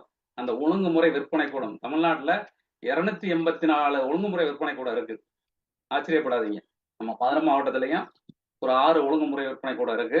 இதெல்லாம் வந்து ஒரு காலத்துல எங்க இருக்குன்னே தெரியாம இருந்துச்சு. ஆனா நடைமுறையில வட தமிழகம் திருச்சிக்கு மேல எங்க போனீங்கன்னாலும் விவசாயி வந்து தன்னுடைய பொருளை வந்து ஒழுங்குமுறை விற்பனை கூடத்தை தவிர வேற எங்கேயும் விற்கிறது கிடையாது. இதுக்கு கீழே வரும்போது என்ன ஆச்சு அப்படின்னா, இதுல ஒரு சின்ன ஒரு குடுக்கல் வாங்கல் பிரச்சனை இருக்கு. என்னன்னா, வியாபாரி வந்து ஒரு பொருளை வந்து விவசாயிட்ட நேரடியா வாங்கினாருன்னா அவருக்கு வந்து சில கணக்கு வழக்கு எல்லாம் பெருசா வைக்கணும்னு தேவையில்லை. அதே வியாபாரி வந்து ஒழுங்குமுறை விற்பனை கூடத்துல வாங்கினாருன்னா 100 மூடை வாங்கினாருன்னா 100 மூடை கணக்கு வைக்கணும். 100 மூடை கணக்கு வச்சு 100 மூடைக்கு என்ன வருமானம் வந்துச்சு அதுக்கு உண்டான வரி கட்டணும், எல்லா சமாச்சாரமும் அது பண்ணணும். அப்ப அவருக்கு அதுல ஒரு சின்ன இடைஞ்சல் இருக்கு. ஒட்டுமொத்த வருமானத்தையும் வந்து முழுசா படம் போட்டு காட்ட வேண்டியிருக்கு. ஒரு வருஷத்துல எவ்வளவு கொள்முதல் பண்றாருங்கிறதுக்கு வந்து எங்கேயும் போய் தேட தேவையில்லை. நேரா வந்து அந்த வருமான வரித்துறை அதிகாரிகள் வந்து நேரா ஒழுங்குமுறை விற்பனை கூடத்துல வந்து உங்ககிட்ட யார் பதிவு பண்ண விவசாயிலாம் யார் வியாபாரிலாம் யார் யார் இருக்காங்க, வருஷத்துக்கு எவ்வளவு கொள்முதல் பண்ணாங்க, எல்லாத்தையும் ஒரு இன்டைரக்டா வகையில கணக்கு எடுத்துட்டு போயிட்டு அங்க போய் அவர்கிட்ட போய் கேட்கறது, நீ இவ்வளவு கொள்முதல் பண்ணிருக்க, ஆனா டாக்ஸ் இவ்வளவுதான் கட்டுற அப்படின்றது. அப்ப அதுல இருந்து அவர் தப்பிக்கணும்னா என்ன செய்யறாரு, கொள்முதல் பண்ற இடத்த வந்து மாத்துறாரு. எதுக்கு இப்ப அங்க போய் வாங்கிக்கிட்டு, நமக்கு விவசாயிட்ட போய் வாங்கிடுவோம் அப்படின்னு சொல்லி நேரம் அங்க போயிடுறாரு. அப்ப விவசாயி என்ன செய்யறாரு, இதுக்கு நம்ம தூக்கி சுமந்துக்கிட்டு அங்க போய் ஒழுங்குமுறை விற்பனத்துல கொண்டு போய் விற்கிறது. நம்ம மகிட்ட வீட்டு வாசல்ல ஒருத்தன் வந்தானா அவன்கிட்ட கொடுத்து என்னத்தையோ போட்டு விட்டு நெட்டையை குட்டையை வாங்கிட்டு நம்ம பேசாம அமைதியா இருப்போம்னு சொல்லி. எப்ப நம்ம செய்ய வேண்டிய ஒரு வேலைய நம்ம வந்து செய்யறதுக்கு சோம்பல் பட்டுக்கிட்டா நமக்கு வந்து அதுல வந்து ஒரு ஒரு முறையான புரிதல் இல்லாதனால நம்ம வந்து அந்த இடத்துல விட்டு கொடுக்குறோம். எவ்வளவு விட்டு கொடுக்கணும் அப்படிங்கிறது வந்து இன்னைக்கு வந்து நிறைய பேருக்கு ஒரு ஒரு விழிப்புணர்வு வந்துருச்சு. எப்போ வந்து கிராம அளவுல வந்து நேரடி கொள்முதல் மையம் அப்படின்னு சொல்லி வச்சு சிவில் சப்ளைஸ் கார்பரேஷன் மூலமா மாவட்ட நிர்வாகம், சிவில் சப்ளை கார்பரேஷன் இவங்கெல்லாம் சேர்ந்து எங்க வந்து கிராமத்திலே வந்து நெல் வாங்க ஆரம்பிச்சாங்களோ அப்பதான் விவசாயிக்கு வந்து புரிய ஆரம்பிச்சு, ஆஹா நம்ம வந்து வியாபாரத்துல நேரடியா போடுற நெல் மூட்டைக்கும் இந்த நேரடி கொள்முதல் மையத்துல போடுறதுக்கும் மலைக்கும் மடுக்கும் உள்ள வித்தியாசம் இருக்கே அப்படின்னு பார்த்தா, இன்னைக்கு ஒரு சர்வ சாதாரணமா எடுத்துக்கிட்டா ஒரு சாதாரண ரக நெல்லுல ஒரு விவசாயி ஒரு மூட்டையை கொண்டு போய் நேரடியா அறுவடை பண்ணும்போது ஒரு வியாபாரிட்ட கொடுக்கறதுக்கும், அதே வந்து அந்த நேரடி கொள்முதல் மையத்துல கொடுக்கறதுக்கும் அவர் செலவெல்லாம் போக 300 ரூபாய் மிச்சம் கிடைக்குது. வித்தியாசம் பார்த்துங்க, 300 ரூபாய் வித்தியாசம் கிடையாது ஒரு மூட்டைக்கு. ஏக்கருக்கு வந்து 35ல இருந்து 40 மூடைனா கிட்டத்தட்ட 10,000 ரூபாய் மிச்சம் கிடைக்குது. எந்த ஒரு விஷயத்துல ஒரு 3 நாள் மெனக்கடல்ல அவரோட ஒட்டுமொத்த மிச்சமே 10,000 தான் இருக்கும். ஒரு விவசாயி ஒரு ஏக்கர்ல வந்து நெல்லு போட்டு விவசாயம் பண்ணாருன்னா அவர் 120 நாளும் வயல்ல ராத்திரியும் பகல் 24 மணி நேரம் தூங்காம இருந்து எல்லாம் பண்ணாலும் அவர் இந்த நேரடி கொள்முதல் மையத்துக்கு போகாம டைரக்டா வியாபாரிட்ட வந்து வித்தாருன்னா 10,000 ரூபாயை இழக்கிறாரு. ஆனா அந்த 10,000 ரூபாய் தான் அவருக்கு இந்த வெள்ளாமையினால கிடைக்கக்கூடிய வருமானம். ஆனா இதுக்கு மெனக்கட போறதுல இருந்து 3ல இருந்து 5 நாள் ஒரு அறுத்து அவங்க ஊர்ல அவங்க ஊருக்கு பக்கத்துல இல்ல அவங்க ஊர்ல ஆரம்பிச்சிருக்கக்கூடிய அந்த நேரடி கொள்முதல் மையத்துக்கு எடுத்துட்டு போகணும். அங்க வந்து சில நடைமுறைகள் பின்பற்றுறாங்க. சட்டத்துக்கு உட்பட்டு சட்டத்துக்கு கொஞ்சம் அப்படி இப்படி முன்ன பின்ன இந்த நடைமுறைக்கெல்லாம் வந்து அவர் ஒத்து போய் எப்படி ஒத்து போனாலுமே அவருக்கு வந்து ஒரு ஏக்கர் நெல்லை கொண்டு போனா ஒரு ஏக்கர்ல விளைஞ்ச நெல்லை கொண்டு போனார்னா 10,000 ரூபாய் வந்து டிஃபரன்ஸ் இருக்கு, வித்தியாசம் இருக்கு. அவர் அப்படியே வந்து இப்ப எப்படி ஆகி போச்சுன்னா, ஒரு காலத்துல வந்து இந்த மெஷினரி எல்லாம் ஊருக்குள்ள வரும்போது வந்து குறுக்க விழுந்து தடுத்தாங்களாம். ஒரு அறுவடை மெஷின் வந்து ஒரு கிராமத்துக்குள்ள வந்துச்சு அப்படின்னா ஒரு முதல்ல டிராக்டர் வரும்போதே ஒரு டிராக்டர் வந்து ஒரு ஊருக்குள்ள வந்துச்சுன்னா அந்த ஊர்ல இருக்கிற மக்கள் எல்லாம் வெளியேற்றிடும் சொல்லி டிராக்டரே ஊருக்குள்ள நுழைய விடாமலாம் வச்சிருந்தாங்க. அந்த மாதிரி இருந்த காலம்லாம் போய் இன்னைக்கு வந்து யாரை குறை சொல்றதுன்னு தெரியல. வேலைக்கு ஆள் கிடைக்கல, மெஷினரி வைக்கிறோமா இல்ல மெஷினரி வந்ததுனால எனக்கு இருக்கிற வேலை வாய்ப்பு போயிடுச்சா? இது ரெண்டும் வந்து புருஷன் பொண்டாட்டிக்கு மாதிரி தான். நீ சொன்னியா நான் சொன்னேன், நான் சொன்னா நீ சொன்னா இதுக்கு விடை தர முடியாது. அப்ப ஏதோ ஒரு விஷயம் நடந்துருச்சு. அப்ப இன்னைக்கு என்ன ஆகுது, இந்த கருதறுப்பு மிஷின் வந்த உடனே கருதறுப்பு மிஷின்காரரே ஒரு புரோக்கர் ஆயிட்டாரு. இன்னைக்கு வந்து ராமசாமி தோட்டத்துல இருக்கிறேன், நாளைக்கு வந்து சுப்பிரமணி தோட்டத்துல இருக்கிறேன் அப்படின்னு அவரே எல்லாரும் சொல்லிடுவாரு. அவருக்கே வந்து மூட்டைக்கு 10 ரூபா. அந்த கணக்கு வந்து சொல்றதுக்கு இந்த தோட்டத்துல போய் இன்னைக்கு அறுக்க போறேன்னு சொல்றதுக்கு வந்து அவருக்கு வந்து அவர் கூலி போக மீது இது தனியா காசு. அப்ப ஊருக்கு வந்து இதுக்கு வந்து ஒரு புரோக்கர் தரகர் வந்தாரு. அப்ப இதெல்லாம் உடைச்சு நம்ம வந்து விவசாயி வந்து இந்த நேரடி கொள்முதல் மையத்துக்கு வந்து போடணும். இது ஒரு வழிமுறை இருக்கு. அப்போ ஏக்கருக்கு 10,000 ரூபாய் முழுசா வந்து நமக்கு கூடுதல் வருமானம் கிடைக்கணும்னா நம்ம என்ன நடைமுறையை பின்பற்றினா நமக்கு வந்து நேரடி கொள்முதல் மையத்தை முதல்ல நம்ம ஊருக்கு கொண்டு வரணும். இதுக்கு ஒரு மெனக்கடணும். அப்புறம் அந்த நேரடி கொள்முதல் மையத்தை வந்து நம்ம ஊர்ல இருக்கிற ஒரு நல்ல மனுஷன் வந்து அதை எடுத்து நடத்தணும். நடத்தினார்னா நமக்கு இந்த 10,000 ரூபாய் உறுதியாயிடும். இந்த செலவெல்லாம் போக நான் சொல்ற இந்த வழிமுறை நடைமுறை எல்லா செலவுகளும் போக கிடைக்கிறது. இது ஒரு வகை இருக்கா? அடுத்தது அப்ப இங்க எங்கேயா ஒழுங்குமுறை விற்பனை கூட வரல, இங்க வரல. ஒழுங்குமுறை விற்பனை கூட அது ஒரு இடத்துல இருக்கு. ஸோ அந்த இடத்துக்கு வந்து நம்ம கொண்டு போகணும். கொண்டு போனா அங்க என்ன நடக்கும் அப்படின்னா, அங்க வந்து நம்ம பொருள் வந்து காய போடுறதா இலவசமா அங்க வந்து களம் கட்டி விட்டுருக்காங்க. எல்லா ஒழுங்குமுறைக்குள்ள களம் இருக்கு. அங்க போய் இலவசமா வந்து காய போட்டுக்கலாம். தூத்தி அள்ளி வச்சுக்கிட்டு, ஏன்னா மெஷின்ல இருக்கிறது வந்து நம்ம அப்படியே விற்பனை கொண்டு போனோம்னா அதுல வந்து நமக்கு ஈரமா இருக்கு, குப்பை குளமா இருக்கு, அப்படின்னு சொல்லி மூட்டைக்கு 5 கிலோ, மூட்டைக்கு 10 கிலோ நான் கழிவு கழிக்கிறேன் அப்படின்னு சொல்லி கழிச்சிட்டு, அவர் அங்க போய் அதுல இருந்து 2 கிலோ கழிச்சிட்டு மீதில அதுல ஒரு 8 கிலோ வருமானம் பார்ப்பாரு. எப்போ ஒரு வேலையை நம்ம செய்யலையோ, அது இன்னொருத்தர் செஞ்சாருன்னா, அவருக்கு அதுக்குண்டான காசு கிடைக்கணும். வீட்டுல கார் நிக்குது, காரை நம்மளே கழுவலாம். நம்ம கழுவல அப்படின்னா ஒருத்தர் கழுவ கூப்பிடணும். அவருக்கு 500 ரூபா கொடுத்து தானே ஆகணும். அப்ப அந்த வேலையை நம்ம செய்யாத வேலையை இன்னொருத்தர் செஞ்சாருன்னா, அவர் அதுக்குண்டான காசை எடுத்துக்குவாரு. அப்ப நம்ம வந்து காய வச்சு தூத்தி கொண்டு போயிட்டோம்னா பஞ்சாயத்து இல்ல. இல்லாட்டி காய வச்சு தூத்தி எடுக்கிறதுக்குன்ட்டு எனக்கு ஒரு காசு கொடுன்னு அவர் கேட்பாரு. அப்ப ஒரு விவசாயி 120 நாள் வந்து பாடுபட்டு என்ன பலன் அவர் கிடைக்குதோ, அத வந்து அந்த ஒரு 5ல இருந்து 10 நாளைக்கு பாடுபடுறாங்க பார்த்தீங்களா, அவங்க ஈக்குவலா எடுத்துருவாங்க. ஸோ இதுதான் வந்து இதுல ஒரு ஒரு தந்திரமான ஒரு விஷயம். அன்னைக்கு வந்து நம்ம எல்லாமே வந்து வயல்லயே வந்து களம் வச்சோம், வயல்லயே காய போட்டோம், வயல்லயே வந்து நெல்ல புடிச்சு வச்சோம், சாக்கு இருந்துச்சு, அடைஞ்சு வச்சோம். என்னைக்கு விலை கூடுச்சோ அன்னைக்கு வந்து வித்தோம். இன்னைக்கு சாக்கு வீட்ல வச்சா நமக்கு வீட்ல இடம் கிடையாது. எலி வந்துரும், அது வந்துரும், இது வந்துரும், வீடா இது அப்படின்னு சொல்லி இன்னைக்கு வந்து நவநாகரிக உலகத்துல எங்கேயோ போயிட்டு வீட்டுல நம்ம கிட்ட இருந்த வண்டி மாடையும் தொலைச்சிட்டான். அதோட சேர்த்து விவசாயத்துக்கு யாரெல்லாம் உற்றுத்துணையா இருந்தாங்களோ எல்லாத்தையும் வெளியே அனுப்பிட்டான். அப்ப நம்ம கிட்ட என்ன இருக்கு? ஒண்ணும் கிடையாது. அப்ப எங்க இருக்கு அங்க போகணும். இந்த ஒழுங்குமுறை விற்பனை கூடத்துக்கு கொண்டு போலாம். கொண்டு போய் அங்க வந்து வியாபாரிகளை வர சொல்லி இங்க வந்து மறைமுக ஏலம். மறைமுக ஏலம்னா ஒரு வியாபாரி என்ன ரேட்டு கேட்கிறாருங்கிறது இன்னொருத்தருக்கு தெரியாது. அப்ப யாருக்கு எவ்வளவு தேவை இருக்கோ அதுக்கு தகுந்த மாதிரி அவர் ரேட்டு கேட்பாரு. அந்த ரேட்டு நமக்கு சம்மதமா இருந்துச்சு அப்படின்னா நம்ம வந்து ஓகே சொல்லிட்டு விற்கலாம். இதுல என்ன அனுகூலம்னா இதுல வந்து விவசாயிக்கு வந்து எந்த விதமான செலவும் கிடையாது. அவர் வந்து நெல்லை கொண்டு போய் எந்த பயிருனாலும் கொண்டு போய் ஒழுங்குமுறை கூடத்துல சேர்க்கிற வரைக்கும் அவருடைய வேலை. ஸோ அங்க எடை போடுறதுக்கோ, ஸ்டாக்கு மாத்துறதுக்கோ, இல்ல அந்த தரம் பிரிக்கிறதுக்கோ, வியாபாரி வந்து வாங்கினதுக்கப்புறம் திருப்பி அவருக்கு எடை போட்டு கொடுக்கறதுக்கோ எந்த வியாபாரிக்கும் கமிஷன் கொடுக்க தேவையில்லை. அந்த மார்க்கெட் கமிட்டிக்கும் கொடுக்க தேவையில்லை. ஸோ அந்த மார்க்கெட் கமிட்டி வந்து வாங்குற வியாபாரிகிட்ட இருந்து 1% தொகையை வந்து மார்க்கெட் செலவுக்காக வந்து வசூல் பண்ணி அவங்க வந்து அந்த நடைமுறை செலவுகளை வந்து சரி பண்ணிக்கிறாங்க. இப்போ நம்ம கொண்டு போறோம், நம்ம நெல் வந்து இன்னைக்கு வந்து நல்ல விலைக்கு விற்கும்னு கொண்டு போறோம். அங்க போனோன்னே விலை குறைச்சு கேட்கறாங்க. நமக்கு பிடித்தம் இல்ல. அப்ப என்ன செய்யறது? திருப்பி நம்ம எடுத்துட்டு வீட்டுக்கு கொண்டு வர முடியுமா? தேவையில்லை. நம்ம அங்கேயே வைக்கலாம். அங்கேயே இருப்பு வைக்கலாம். இருப்பு வைக்கிறதுக்கு வசதி இருக்கு. அந்த நம்ம கொண்டு போற விளைபொருளை வந்து அழுகாத விளைபொருள். நான் சொன்னேன்னு சொல்லிவிட்டு அங்க போய் தக்காளி பழத்தை கொண்டு போய் மூட்டை கணக்கு ஒரு வண்டியில ஏத்தி கொண்டு போய் அங்க போய் வச்சு நீ தானே வைக்க சொன்னேன்னு கேட்டு வந்துடக்கூடாது. அழுகாத பொருள்களை கொண்டு போய் இருப்பு வைக்கக்கூடிய பொருள்கள் நம்ம இருப்பு வச்சுக்கலாம். அப்ப அங்க இருப்பு வைக்கிற போது ஒரு நாளைக்கு ஒரு குவிண்டாலுக்கு வந்து 50 காசு. ஒரு நாளைக்கு ஒரு குவிண்டாலுக்கு 50 காசு. உதாரணத்துக்கு இப்ப நம்ம வந்து 65 கிலோ நெல் மூடை இருக்கு, 68 கிலோ இருக்கு, 70 கிலோ இருக்கு. ஒரு ஒரு குவிண்டால்னே வச்சுக்கிடுவோம். ஒரு மூடை நெல்ல நீங்க அங்க போய் ஸ்டோர் பண்ணீங்கன்னா ஒரு நாளைக்கு 50 காசுன்னா 10 நாளைக்கு எவ்வளோ ஆச்சு? 5 ரூபா ஆச்சா? ஒரு மாசத்துக்கு 15 ரூபா ஆச்சா? 6 மாசம் வரைக்கும் வச்சுக்கலாம். 6 மாசத்துக்கு வச்சுக்கிட்டா 90 ரூபா வருமா? 6 மாசம் கழிச்சு இன்னைக்கு அறுக்கிற போது என்ன விலைக்கு நெல் நம்ம ஊர்ல விக்குது, அறுத்து 1 மாசம் கழிச்சு என்ன விலைக்கு விக்குதுன்னு பாருங்க. அங்க செலவு 6 மாசத்துக்கு வச்சீங்கனாலே மூட்டைக்கு வந்து 90 ரூபா வரும். ஆனா ஒரு மூட்டையினுடைய விலை வித்தியாசம் மட்டுமே இன்னைக்கு அறுக்கும் போது 1000 ரூபாய்க்கு கேட்கிற ஆளுக்கெல்லாம் மனசாட்சியே இல்லாம கேட்கறதுக்கெல்லாம் ஆள் இருக்கு நம்ம ஊர்ல. ஸோ 1000 ரூபாயா இருக்கும். திருப்பி 3 மாசங்களுக்கு 1500 ரூபாய்க்கு போயிடும். ஸோ இது எல்லாமே வந்து நம்ம வந்து எளிமையா பயன்படுத்திக்கலாம்.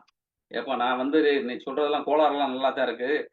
வேணும்ல பூவாவுக்கு என்னைக்கு விளையும், என்னைக்கு அறுக்கலாம், என்னைக்கு வந்து அடுத்து நான் வீட்டுல விசேஷம் வைக்கலாம், பொங்க வைக்கலாம், காது குத்தலாம், என்னன்னு பார்த்துட்டு இருக்கேன். அதுக்கு என்ன செய்யறது அப்படின்னா இந்த நடைமுறைக்கும் ஒரு சின்ன எளிய வழிமுறை இருக்கு. அந்த பொருளை வந்து நம்ம இருப்பு வச்சுட்டு அந்த இருப்பு வைக்கிற பொருளுடைய மதிப்புக்குல 75% 100 ரூபாய்க்கு பொருள் வச்சோம்னா 75 ரூபா அங்கேயே நம்ம வந்து பொருளீட்டு கடன் பொருளை வந்து அடமானம் வச்சு நம்மளே கடன் வாங்கிக்கலாம். எங்க ஒழுங்குமுறை விற்பனை கூடத்திலே வாங்கிக்கலாம். அதுல வந்து இது வந்து விவசாயிகளுக்காக ஏற்படுத்தப்பட்ட அமைப்பு.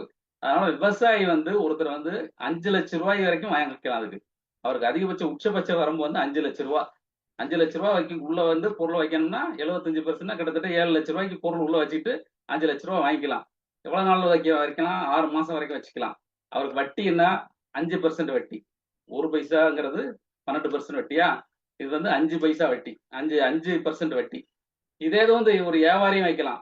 இப்ப நமக்கு வந்து அதிகபட்சமா வந்து 5 லட்சம் ரூபாய் உச்ச வரம்பு. வியாபாரிக்குன்னா வந்து 2 லட்சம் ரூபாய் தான் கொடுப்பாங்க. அவரும் அதே 6 மாசம் தான் வச்சுக்கலாம். ஆனா அவருக்கு வந்து 9% வட்டி. ஸோ இந்த மாதிரி வச்சுக்கிட்டு அப்ப எப்ப மார்க்கெட்ல வந்து விலை கூடுதோ அப்ப வந்து அந்த ஒழுங்குமுறை விற்பனை கூடத்துக்காரர் சொல்லுவாரு, அண்ணா நம்ம நெல்லை வந்து இப்ப கொடுத்துடலாம்ண்ணே, நல்ல விலைக்கு விற்கிது அப்படின்னு போன் அடிப்பாரு. நம்ம போய் இதே நடைமுறை பின்பற்றி வித்துட்டு வந்துடலாம். அப்ப இருப்பு வைக்கலாம். இருப்பு வச்சுட்டு பொருளை கடன் வாங்கலாம். கடன் வாங்கி அந்த கடனை வந்து நம்ம வித்துட்டு நம்ம அடைச்சிட்டு மிச்ச காசை வீட்டுக்கு எடுத்து வந்துடலாம். இந்த வழிமுறை இருக்கு. இதை தவிர்த்து வந்து இன்னும் 2 வகையான விற்பனை நடக்குது. இது ஒழுங்குமுறை விற்பனை கூடத்தில் நடக்கக்கூடிய நார்மலான செயல்பாடு.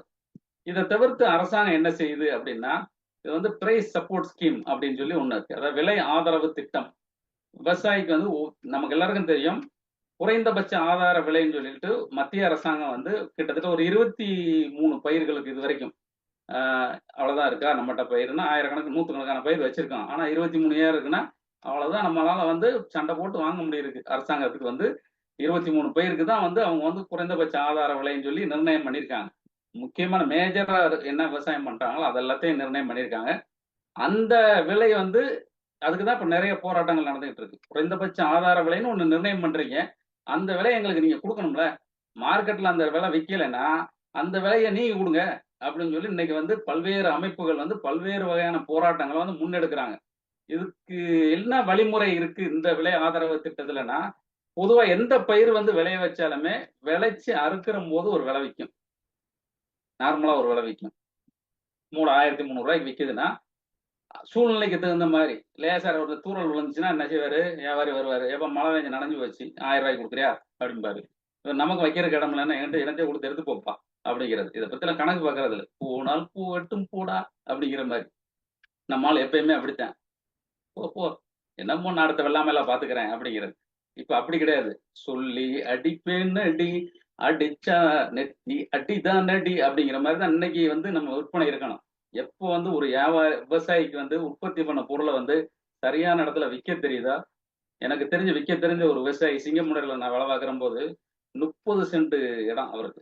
இந்த 30 சென்ட் பல நேரத்துல சொல்லியிருப்பேன். இந்த ஆளு இந்த கதையை திருப்பி சொல்றாருன்னு பாத்து எல்லாருக்கும் போய் சேரணும் இருக்காதான் சொல்றேன். 30 சென்ட்ல வெண்டிக்காங்கிற ஒரே ஒன்ன போட்டு ஒரு குடும்பத்தை ரன் பண்ணிட்டு இருக்காரு. இன்னைக்கு ரன் பண்ணிட்டு இருக்காரு சந்தோஷமா. 10 சென்டா போடுவாரு.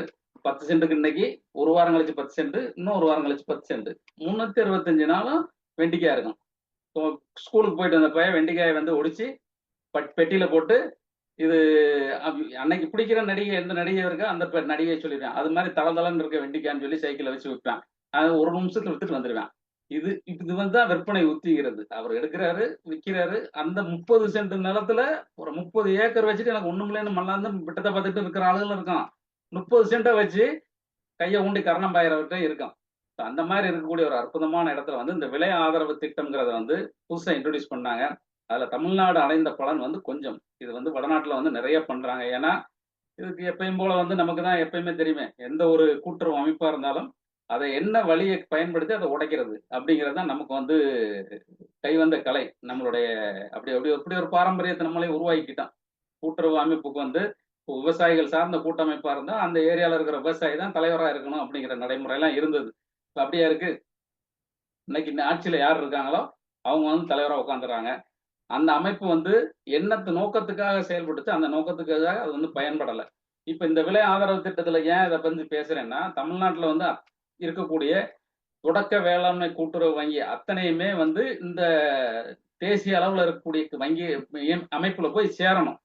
ஆனா இது வரைக்கும் 34 தொடக்க வேளாண்மை கூட்டுறவு வங்கி தான் அதுல மெம்பரா இருக்கு. குஜராத்ல கிட்டத்தட்ட 3000 தொடக்க வேளாண்மை கூட்டுறவு வங்கி மெம்பரா இருக்கு. அப்போ குஜராத்துக்காரனுக்கு தான் போர்டு மெம்பர்ல உட்காந்துருக்காங்க. நிறைய பேர் உட்காந்துருக்கான். வடநாட்டுக்காரன் பூரா போர்டு மெம்பர் உட்காந்துருக்கான். நம்மால் வந்து பக்கத்துல ஒரு ஓரமா உட்காந்துருக்காரு. ஒரே ஒரு ஆள் போவாரு. அங்க 10 பேர் வந்தானா நம்மால ஒரு ஆள் போவாரு. இவர் 10 பேர் பேசுறது எடுக்குமா, நம்மால ஒரு ஆள் பேசுறது எடுக்குமா? அப்ப அவங்க விளையிற பயிருக்கெல்லாம் நிறைய வந்து கொள்முதலுக்கு வந்து மைய அரசாங்கம் போகுது. இங்க வந்து ஒரு மிகப்பெரிய சட்ட போராட்டம், மிகப்பெரிய அறப்போராட்டம் எல்லாத்தையும் தாண்டி ஒரு 4 பயிர்கள் வந்து இப்போ வந்து இந்த விலை ஆதரவு திட்டத்துல வந்து கொண்டு வந்து பாசிப்பயிறு, துவரம்பயிறு, நம்ம குப்பரை தேங்காய் இதெல்லாம் கொண்டு வந்து வாங்கி இருக்காங்க. இதுல என்ன அப்படின்னா, ஒழுங்குமுறை விற்பனை கூடத்துல அந்த தேசிய அளவில் இருக்கக்கூடிய அமைப்பு வந்து இங்க வந்து வாங்கும். என்ன விலைக்கு வாங்கும்? அந்த குறைந்தபட்ச ஆதார விலைன்னு இருக்கு பாத்தீங்களா? இப்ப பாசிப்பயிறுன்னு எடுத்துக்கிட்டா 85 ரூபான்னா அந்த 85 ரூபாய்க்கு வாங்கும். அன்னைக்கு வந்து நம்ம வியாபாரி என்ன விலைக்கு வாங்கிட்டு இருப்பாரு? 50 ரூபாய்க்கு வாங்கிட்டு இருப்பாரு கிராமத்துல போய். அந்த கிராமத்துல போய் வாங்குறதுக்கும் அந்த கிராமத்துக்கு பக்கத்துல ஒரு 3 கிலோமீட்டர் 5 கிலோமீட்டர் தூரத்துல இருக்கிற ஒழுங்குமுறை விற்பனத்துக்கு கொண்டு வர்றதுக்கும் இடையில வித்தியாசம் வந்து பாத்துங்க. அங்க 55 ரூபா, இங்க 85 ரூபா, 30 ரூபா ஒரு கிலோவுக்கு. அது விளையிறதே 1 ஏக்கர் போட்டோம்னா 300 கிலோ கூட விளையாது. ஸோ அதுல வந்து இவ்வளவு ரூபா வந்து வித்தியாசம் இருக்கு. இதுக்கு வந்து அங்கங்க இருக்கக்கூடிய இப்ப அந்த உற்பத்தியாளர் குழுக்கெல்லாம் வந்து இதை பயன்படுத்தி பண்றாங்க. ரொம்ப சிறப்பான திட்டமா வந்து போய்கிட்டு இருக்கு. இது வந்து சந்தை விலையை வந்து அப்படியே ஆல்டர் பண்ணிடுது. எப்போ வந்து ஒரு தேசிய அளவில் இருக்க ஒரு அமைப்பு வந்து திருமங்கலம் ஒழுங்குமுறை விற்பனை கூடத்துல போய் உட்கார்ந்து பாசிப்பயிர் வாங்குதுன்னு தெரிஞ்சா, விருதுநகர் மாவட்டம், அந்த பக்கத்துல இருக்கிற தூத்துக்குடி மாவட்டம், எல்லா இடத்துல இருக்கிற வியாபாரியும் அலர்ட் ஆயிடுறாங்க. ஆஹா, மொத்தத்தை இவங்க அடிச்சுட்டு போய் வாங்கினாரு அப்படின்னு சொல்லிட்டு 50 ரூபாய்க்கு வாங்கிட்டு இருந்தாலும் உடனே நான் உன் ஊர்ல 70 ரூபாய்க்கு வாங்குறேன்ப்பா அப்படிங்கிறாங்க. கவர்மெண்டோட நோக்கமே அதான். கவர்மெண்டோட நோக்கம் வந்து கொள்முதல் பண்றது இல்ல, கொள்முதல்ல நடக்கக்கூடிய அந்த குளறுபடிகளை வந்து சரி பண்றதுதான். அப்ப 50 ரூபாய்க்கு வாங்கிட்டு இருந்த வியாபாரி அடுத்த நாளே போய், அப்பா நீ ஏப்பா அங்க தூக்கி சமைக்கிற திருமங்கலத்துக்கு, நான் உன்ட்ட 70 ரூபாய்க்கு வாங்கிக்கிறேன்ப்பான்னா அதுவே ஒரு நல்ல முயற்சி தான். ஸோ அதுதான் அந்த திட்டம். அப்புறம் தேசிய மின்னணு சந்தைன்னு ஒண்ணு இருக்கு. இதை விளக்கம்ன்றதுக்கு வந்து ஒரு நாள் வேணும். அதனால நம்ம எல்லாம் வந்து தொடர்ந்து வந்து இதுல பயணிப்போம். இது வந்து நம்ம ஊர்ல உட்காந்துக்கிட்டு அங்க அமெரிக்காவுக்கு விற்கிறது, டெல்லிக்கு விற்கிறது, எல்லாத்தையும் வந்து உட்கார்ந்த இடத்துல விற்கிறது. இதுவும் வந்து ஒழுங்குமுறை விற்பனை கூடத்து மூலமா தான் நடக்குது. இப்பேற்பட்ட வழிமுறைகள் எல்லாம் இருக்கு. அப்ப நம்ம சொல்லி அடிச்சேனடி நெத்தி அடிதானடினா என்ன வெள்ளாம பண்ணோம், என்ன வருமானம் நமக்கு வரப்போகுதுங்கிறது வந்து கணக்கு போட்டு வியாபாரம் பண்ணக்கூடிய ஒரு கட்டாயத்துல இருக்கும். வழிமுறைகள் பல பார்த்துட்டோம். 5 ரகசியங்கள் பார்த்துட்டோம். 5 ரகசியங்கள் வந்து செயல்படுத்துற போது நமக்கு ஒண்ணு கிடைச்சா நம்ம வந்து எப்படி அதை பயன்படுத்த எல்லாம் ஜெர்த்தேன். பேசுறதெல்லாம் நல்லா தான் இருக்கு. என்ன சொல்லுங்க, இந்த டாக்டர்கிட்ட போனா எல்லாம் பார்த்துட்டு சரி போயிட்டு வா போனா, டாக்டர் ஒரு ஊசி போட்டாதான் எந்திரிச்சு போவாரு. அவர் டாக்டர் வந்து மருந்தை போடுறாரா தண்ணியை போடுறாரு, ஆனா ஊசி போட்டாதான் அவருக்கு அந்த 20 ரூபாய் 50 ரூபாய் கிராமத்தை கிடைக்கும். அது மாதிரி எல்லாம் ஜெர்த்தான்ப்பா. 2 நாள் வகுப்பு சொன்னீங்க, வழிமுறை சொல்லு, ஏதாவது ஒண்ணு சொல்லுங்க. வந்ததுக்கு ஏதாவது ஒண்ணு சொல்லுங்க. சொன்னீங்கன்னா தானே நாங்க அதை போய் பயன்படுத்தி அதுல இருந்து ஏதாவது ஒரு கூடுதல் வருமானம் பார்க்கலாம் அப்படிங்கிறது மாதிரி நீங்க கேட்குற மாதிரி தோணுது எனக்கு. எனக்கு அப்படி தோணுது. அதனால நான் வந்து திண்டுக்கல்ல இருந்து வந்திருக்கக்கூடிய நம்ம சகோதரர் முத்துக்குமாரை வந்து அழைக்கிறேன். அவர் ஏதோ ஒரு ஊசி மருந்து வச்சிருக்காரு, என்ன போடுறாருன்னு பார்ப்போம். நண்பர்கள் அனைவருக்கும் உற்சாகமான காலை வணக்கம். சூப்பருங்க சார். அதாவது நம்மளோட ரகசியங்கள் வந்து இருக்கிற ரகசியங்கள் நிறைய பேர் 100க்கு 100 மார்க் வாங்கியிருப்பாங்க, எல்லாமே பர்ஃபெக்டாக வச்சுருப்பாங்க. அந்த ரகசியங்கள் மூலமாக நமக்கு வந்து வருமானம் கிடச்சிருக்கும், அந்த அந்த விளைச்சல் கிடச்சிருக்கும். அந்த விளைச்சலை எப்படி போய் வியாபாரம் பண்ணி அதுலேயும் லாபம் சம்பாதிக்கக்கூடிய தொழில்நுட்பத்தை அழகாக எல்லாருக்கும் புரிகிற மாதிரி இருந்தார். இன்னும் இது வந்து ஒரு ட்ரைலர் தான், இன்னும் மெயின் பிக்சர்லாம் ஃபியூச்சரில் இருக்குது. இந்த கமிட்டியில் தொடர்ந்து பயணம் பண்ணும்போது இருக்கும். இப்போ மெயினாக வந்து பார்த்தீங்கன்னா இந்த ரகசியங்கள் நம்ம பார்த்தோம், அந்த 5 ரகசியங்கள். ஒரு ஒரு விவசாயி, இப்போ எங்கள் வீட்டு பக்கத்தில் ஒரு விவசாயி இருக்காரு. அவர் வந்து பார்த்தீங்கன்னா தொழில்நுட்பத்தில் எல்லாமே தெரிஞ்சுக்கிட்டு பண்ணார். அவர் மார்க்கெட்டு போனால் அவர் பேர் தான் பிராண்டு எல்லாமே இருக்கும். மண் தரமான மண்ணாக எடுத்துட்டாரு, அதுக்கு 100க்கு 100 மார்க். இப்போ எப்படி ஸ்கூல்ல எல்லாம் மார்க் வாங்குற மாதிரி அது நல்ல தரமாக மண் மாற்றுவார், குப்பையிற போடுவார், மண்புழு வச்சுருப்பா, அப்படியே பசுந்தாள் உரம் போட்டு நல்லா வளமாக வச்சுருக்காரு, உயிரோட்டமாக வச்சுருக்காரு. விளைச்சல் சூப்பராக இருக்கும். விதையும் அதேமாரி தரமான விதையை எடுப்பா, அப்படியே நெல்லெல்லாம் போட்டாருன்னா அழகாக வந்து அந்த முட்டை மெத்தட் இருக்கு இல்லையா, பொக்கு இல்லாத விதை நல்லா எடுத்து போடுவார். ஒரே மாதிரி ஈல்டு வரும், ஒரே மாதிரி அறுவடை வரும், நல்ல மகசூல் கிடைக்கும், குவாலிட்டி இருக்கும், தரமாகவும் இருக்கும். அதே மாதிரி அதுக்கு ஒரு 100 மார்க்கு. அதே மாதிரி தண்ணி வந்து நல்ல தண்ணி எடுத்து செக் பண்ணி பார்த்துட்டு நல்ல தண்ணி, ஓகே. அதே மாதிரி பயிர் உரம் போடுறதும் வந்து கரெக்டான நேரத்தில் பதத்தில் போட்டுருவோம். அப்படி அப்போ உரம் போடுறது அதே மாதிரி கரெக்டான நேரத்தில் பசிக்க உரம் கொடுக்குற மாதிரி, சாப்பாடு சாப்பிட்ற மாதிரி பயிருக்கும் அதே மாதிரி கொடுத்துருவோம். அப்படி அதே மாதிரி பயிர் பாதுகாப்பு, களை எடுக்கிறதுலேருந்து பூச்சிகள்லாம் பார்த்துவார். இது மாதிரி 100% பண்ணிட்டா ஒரு நல்ல ஈல்டு வரைக்கும் ஓகே. நம்ம எத்தனை பேருக்கு 100% இருப்போம்? நல்லா யோசித்து பாருங்க. என்னால் அவ்வளோ 100% இருக்க முடியலையே, என் மண் அப்படி இருக்குது, தண்ணி இப்படி இருக்குது, பயிர் பாதுகாப்பு அப்பப்போ தான் பண்ணுறேன், அரைகுறையாக தான் பண்ணுறோம், அது உரம் போடுறதும் சரியான நேரத்தில் போடுறதில்ல. நிறைய உரம் நம்ம போடுற உரம் 25% தான் மண்ணுக்கு போய் சேருது. மீதி உரம்லாம் என்ன ஆகிருதுன்னா உள்ளே இருக்கக்கூடிய இந்த கெமிக்கல் ரியாக்ஷனில் கிடைக்காத நிலையில் சத்தாக மாறிடும். பயிர் எடுத்துக்க முடியாத லெவலுக்கு மாறி மண்ணில் போய் பாண்டாகி உட்காந்துக்கும். இந்த மாதிரி உட்கார்ந்துருக்கிற சத்தெல்லாம் நம்ம பயிருக்கு எடுத்து கொடுக்கணும்.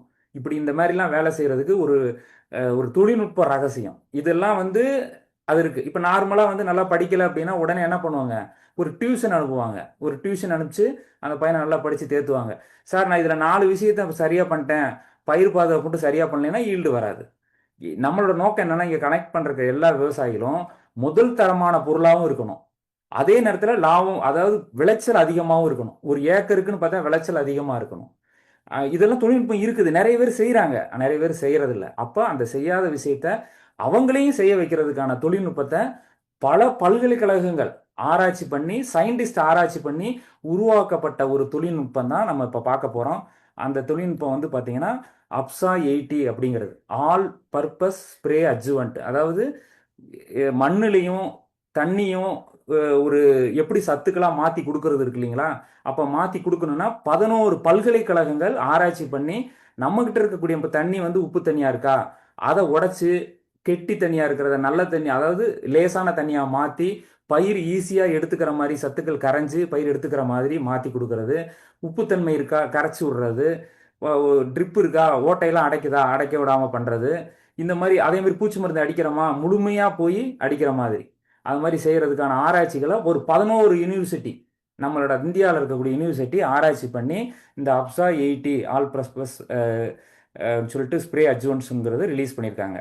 இது எத்தனை வகையான கிராப்பில் பண்ணோம்னா 11 வகையான பயிர்கள், பல சீதோஷ நிலையில் இருக்கிற எல்லா வகையான பயிர்களுக்கும் இந்த யூனிவர்சிட்டி ரிசர்ச் பண்ணி ரிசல்ட் எடுத்த பின்னாடி நம்மளோட மக்களுக்கு எல்லாத்துக்கும் யூஸ் ஆகணும். பட் ஆனால் நீங்கள் டைரெக்டாக தான் வாங்க முடியும். அதே மாதிரி உங்கள் நண்பரோ ஃப்ரெண்டோ அவர் மூலமாக தான் நீங்கள் ஒரு லிங்க் கொடுப்பாரு, அது மூலமாக வாங்கணும். நீங்கள் வெளியில் கிடைக்கிறதெல்லாம் வாங்கும்பொழுது அதில் குவாலிட்டி இருக்காது. அதனால் நீங்கள் பொறுமையாக இருந்துட்டு நாளைக்கு இதை பற்றி டீட்டெயில்ஸ்லாம் டீட்டெயிலாக வரும். இந்த ஆராய்ச்சி வந்து என்ன இதில் இருக்குது அப்படின்னு பார்த்தீங்கன்னா கிட்டத்தட்ட 38 வருடம். இப்போ இது வந்து இந்த ஸ்லைட் போட்டு 10 வருஷம் ஆச்சு. கிட்டத்தட்ட 50 வருடத்திற்கு மேலாக இதை வந்து ஆராய்ச்சி பண்ணி இதில் என்னென்ன இருக்குது அப்படிங்கிறது ரிசர்ச் சயின்டிஸ்ட் ஆராய்ச்சி பண்ணி கொடுத்துருக்காங்க. 75 யூனிவர்சிட்டி உலகம் ஃபுல்லாக, நீங்கள் உலகம் எடுத்துக்கோங்க, உலகத்தில் 75 யூனிவர்சிட்டி ஆராய்ச்சி பண்ணி இது எப்படி விவசாயத்தில் தரமான பொருளை கொடுக்குது. நம்ம கொடுக்கக்கூடிய சத்துக்கள் மண்ணில் இருக்கக்கூடிய சத்துக்கள் கிடைக்காத நிலையில் இருக்கிற சத்துக்களை கிடைக்கிற நிலைக்கு ஒரு ப்ராசஸ் மாற்றி அது வந்து எடுத்துக்கிறதுக்கும், மருந்து அடிக்கும் பொழுது நீங்கள் அடிக்கக்கூடிய மருந்து ஒரு 70% அடித்தாலே முழுமையாக அந்த பயிரோட இலைக்குள்ளே ஊடுருவி போய் முழுமையாக அதை சேர்க்கறதுக்கும் ஒரு ஒரு ட்ராவலிங் ஏஜென்ட் மாதிரி இருக்கும். அதுக்கு வந்து நமக்கு ஒரு தொடர்பு ஏற்படுத்துறது. இது வந்து உலகத்தில் இது ரிசர்ச் பண்ணி கண்டுபிடிச்சது. இது எப்படி சார் வேலை செய்யுது, இது என்ன சார் இது எப்படி வேலை செய்யுது? இப்போ மண்ணில் எடுத்துட்டிங்கன்னா ஒரு விதை முளைக்கிறதுலேருந்து இதுக்கு உதவுது. விதை வந்து நல்ல தரமான விதையை நம்ம போட்டுறோம். ஆனால் அந்த தரமான விதையை நல்லா முளைக்கிறதுக்கான சீதோஷ நிலையை நம்ம உருவாக்கணும். இப்போ மண்ணில் நீங்கள் விதையை போட்ட உடனே மண்ணுலேருந்து வேர் உருவாகும். வேர் உருவாகும் போது மண் வந்து கெட்டியான மண்ணாக இருக்குன்னு வச்சுக்கோங்க, உங்களுக்கு வேர் வந்து வளராது. இங்கே பாருங்கள், கெட்டியான மண்ணாக இருக்கும், வேர் அதிகமாக வளராது. அதேமாதிரி பயிர் வளர்ச்சியும் கம்மியாக தான் இருக்கும். இப்போ இது பாருங்கள், இந்த ஸ்ப்ரே அட்ஜுவன்ட் போட்ட பின்னாடி அப்சா போட்ட பின்னாடி பாருங்கள், இந்த வேர் நல்லா ஓடி இருக்கு, இதனால பயிர் நல்லா வளர்ந்துருக்கு. அப்போ மண் வந்து எப்படி லூஸ் ஆகி வளருது அப்படிங்கிறதையும் பார்க்கலாம். பட் அந்த வேருக்கு வந்து அந்த புழக்கம் கொடுத்து, அதாவது மண்ணுக்கு புழக்கம் கொடுத்து அந்த வேர் நல்லா வளர்றதுக்கும், அப்போ சத்துக்களும் ஈஸியாக போய் வளர்கிறதுக்கான வாய்ப்பையும் ஏற்படுத்துது. அதேமாரி ஸ்ப்ரே பண்ணும்போது பார்த்தீங்கன்னா அப்சைட்டி ஸ்ப்ரே பண்ணும்போது இப்போ பாருங்கள், இலை வந்து இது ஒரு மைக்ரோஸ்கோப்பில் எடுத்திருக்கு. இது இலை மேல் பரப்பு. நீங்கள் தண்ணி மருந்து இதெல்லாம் கலந்து அடிக்கும் பொழுது பார்த்தீங்கன்னா முத்து முத்தாக நிற்கும், அதாவது பனித்துளிகள் போல் நிற்கும். ஆனால் இது எப்படி கரைஞ்சி உள்ளே போக போகுது? நார்மல் வாட்டரில். ஏன்னா தண்ணி எங்கேருந்து எடுக்கிறோம்? போர்லேருந்து எடுக்கிறோம். போரில் உப்பு தண்ணி, உப்பு பாறையிலேருந்து வரக்கூடிய தண்ணி கடின நீராக இருக்குது. உப்புலாம் கலந்ததுனால கெட்டி நீருன்னு சொல்லுவாங்க இல்லையா? அது அப்போ இது வந்து ஊடுருவி போகிற பதம் கம்மி. இப்போ இந்த அப்சைட் யூஸ் பண்ணும் பொழுது, அதோட ஸ்ப்ரே பண்ணும் பொழுது ஆட்டோமேட்டிக்காக அந்த இலை வழியாக ஊடுருவி போய் இலைக்குள்ளே போய் ஆட்டோமேட்டிக்காக மருந்தையும் எடுத்துகிட்டு போய் அந்த இலைக்கு தேவையான சத்துக்களாக இருக்கட்டும், இல்லை பூச்சி கடிக்காத மாதிரி ப்ரிவென்ஷன் பண்ணுறதுக்கான வேலைகளாக இருக்கட்டும், வேப்பெண்ணெயாக இருந்தால் கூட கரைச்சி கொடுத்து உள்ளுக்குள்ளே கொண்டு போய் சேர்க்குற வேலையும் இந்த வேலையை செய்யுதுங்க. இப்போ இது மண்ணில் எப்படி வேலை செய்யுதுன்னு பார்க்கலாம். மண்ணில் இப்போ வந்து நார்மல் தண்ணி வந்து விடும்போது இந்த முத்து மாதிரி இது மைக்ரோஸ்கோப்பில் எடுத்தது ஒரு முத்து மாதிரி இருக்குது. கொஞ்சம் நேரம் கழித்து இந்த ஸ்ப்ரெட் ஆகும். இவ்வளோ லெவலில் தான் ஸ்ப்ரெட் ஆகும். ஆனால் இந்த அப்சா யூஸ் பண்ணதுக்கப்புறம் பாருங்களேன், நார்மல் வாட்டரு அழகாக உள்ளே ஊடுருவி வருது, ஒரு லேயர் உருவதா. அதுக்கப்புறம் சைடு வேர்டு மூவ்மெண்ட், இங்கே பாருங்கள், சைடு வேர்டு மூவ்மெண்ட். அப்போ என்னன்னா மண்ணுக்குள்ளே மண் துகள்கள், கண்ணுக்கு தெரியாத அந்த மண் துகள்களுக்குள்ளே ஊடுருவி போகும்போது உங்களுக்கு மண்ணு புழக்கம் கொடுக்கும். மண்ணு புழக்கம் கொடுக்கும் போது மட்டும் இல்லாமல் மண்ணுக்குள்ளே இருக்கக்கூடிய சத்துக்கள், அதாவது கிடைக்காத நிலையில் இருக்கக்கூடிய சத்துக்கள்லாம் கன்வெர்ட் பண்ணி கிடைக்கிற நிலைக்கு ரெடியாக எடுத்து வச்சுக்கும், ஜூஸ் மாதிரி. அப்போ வேர் வந்து உறிஞ்சும் போது அழகாக எடுத்து உறிஞ்சிடுது. அப்போ இந்த மாதிரி ஒரு சப்போர்ட்டிங் டெக்னாலஜியை நம்ம கொடுக்குறாங்க. இதனால் எப்படி ரிசல்ட் வருதுன்னு பாருங்களேன். இப்போ வந்து பார்த்தீங்கன்னா இது வந்து அப்சா யூஸ் பண்ணாது, நார்மல் வைல்டு. இப்போ அப்சா யூஸ் பண்ணது ரெண்டுமே ஒரே வயசு தான். இது யூஸ் பண்ணதுனால பாருங்கள் வேர் எவ்வளோ தூரம் கீழே போயிருக்குன்னு பாருங்கள். இதனால் தண்டு எப்படி அடர்த்தியாக இருக்குது. இப்போ இதனால் மகசூலும் நல்லா வரும். ஏன்னா சத்துக்கள் அதிகமாக இருக்கும் வேர் அதிகமாக போகிறதுனால. அப்போ இதோட பலன் அதே மாதிரி இது பாருங்க, அப்சா யூஸ் பண்ணாதது, இது அப்சா யூஸ் பண்ணது. வேர் அதிகமாக இருக்கு, செடியும் நல்லா வளர்ந்துருக்கு. அப்போ இது யூஸ் பண்ணுறதுனால எவ்வளோ வித்தியாசம்னு பாருங்கள். இது ஒரு டெமோவாக வச்சு பார்த்தது. நார்மல் சாயிலில் நார்மல் விதையை போட்டு பண்ணும் பொழுது இதோட விதையோட இந்த மண் அடர்த்தியாக இருக்குது, கெட்டித்தன்மையாக இருக்குது, வேறு பரவாது. ஆட்டோமேட்டிக்காக கிடைக்கிற சத்து மட்டும் தான் இருக்கும். வேர் குறைவாக இருந்தால் வேர் இருந்து போகுதுன்னா அதுக்குள்ள சத்துக்கள் வச்சு தான் செடி வளருது. இப்போ அப்சா யூஸ் பண்ண பின்னாடி வேர் நல்லா முழுமையாக எல்லா இடத்துலையும் பரவி, இதை டப்பாவில் எடுத்து கழட்டி வச்சிருக்கு பாருங்க. வேர் எல்லா இடத்துலையும் பரவி இதுக்குள்ள இருக்கிற சத்துக்கள்லாம் எடுத்து முழுமையாக வளர்ச்சி அடைகிறதுனால பாருங்க, இது ஒரே வயசு எவ்வளோ வித்தியாசம் இருக்குது. இப்படி வளரும் பொழுது சூரிய ஒளிச்சைகள் பண்ணி உங்களுக்கு ஆட்டோமேட்டிக்காக ஈல்டு மகசூல் எல்லாமே ஆட்டோமேட்டிக்காக வர ஆரம்பிச்சிருது. இது மட்டும் இல்லாமல் நம்மளோட வாட்டர் தண்ணி, இப்போ மண்ணில் இருக்கக்கூடிய வேலையை செய்யணும்னு தண்ணியோட அளவு ரிசர்ச்சில் சயின்டிஸ்ட் கண்டுபிடிச்சது என்னன்னா, பாய்ச்சக்கூடிய நீர் உங்களுக்கு வந்து பார்த்தீங்கன்னா 50% சேவ் ஆகுது. இப்போ 1 ஏக்கருக்கு தண்ணி வச்சிருக்க தண்ணி அவ்வளோதாங்க இருக்குது அப்படின்னு சொல்கிற விவசாயி, நீங்கள் இந்த அப்சா யூஸ் பண்ணுறது மூலமாக பார்த்தீங்கன்னா 2 ஏக்கருக்கு விவசாயம் பண்ணலாம். எப்படி இருக்குன்னு பாருங்க.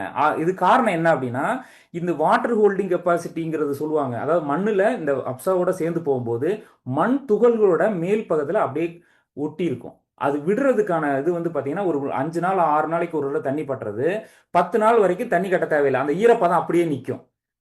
அந்த மாதிரி வேலையை செய்கிறது.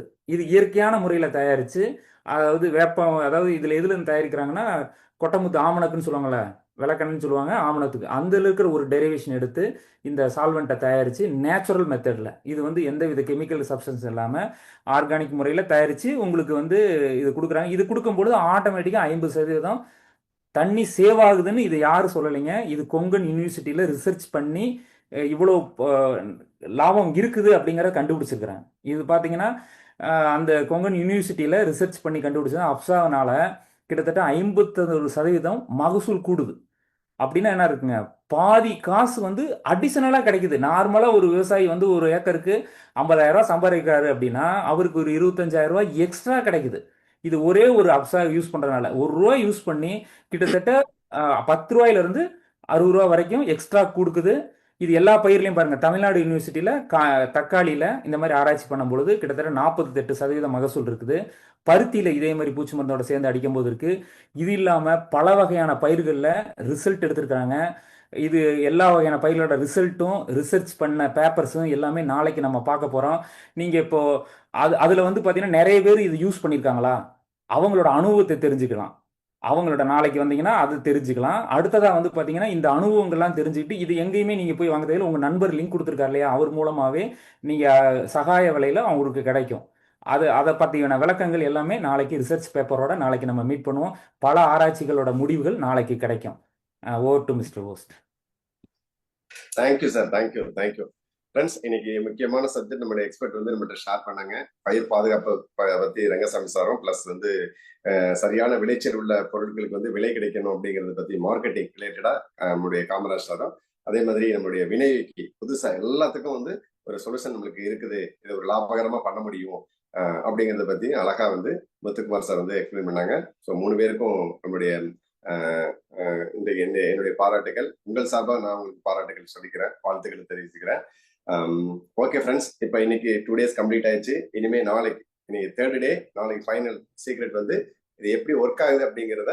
ஸோ நம்ம இந்த அப்சாவினுடைய பயன்கள் என்ன, எப்படி ஒர்க் ஆகுது, அதாவது ஃபீல்டில் எப்படி வேலை செய்யுது, அதனுடைய நன்மைகள் என்ன, அது யாரெல்லாம் யூஸ் பண்ணாங்க, என்ன மாதிரி பெனிஃபிட் எடுத்திருக்கிறாங்க, ஸோ உங்களுக்கு எப்படி பெனிஃபிட் கிடைக்கும் அப்படிங்கிறத பத்தி ஸோ நாளைக்கு வந்து நம்ம பார்க்க போகிறோம். வாழ்த்துக்கள். அதே மாதிரி இப்போ இது வரைக்கும் யாரெல்லாம் அட்டன் பண்ணிட்டு இருந்தீங்களோ உங்க ஃப்ரெண்டுக்கு தம்ஸ் அப் சீன்னு சொல்லிட்டு அனுப்பிடுங்க. ஏன்னா இது வரைக்கும் நீங்க அட்டன் பண்ணிருக்கீங்க அப்படின்னா ஸோ ஃபுல்லா நான் கம்ப்ளீட்டா அட்டன் பண்ணியிருக்கேன் அப்படிங்கிறவங்க தம்ஸ் அப் சி அப்படிங்கிறவங்க அனுப்பிடுங்க. அதே மாதிரி உங்களுடைய ஃபீட்பேக், இன்னைக்கு என்ன கத்துக்கிட்டீங்க அப்படிங்கிறத அந்த குரூப்ல வந்து ஷேர் பண்ணுங்க. ஓகேவா?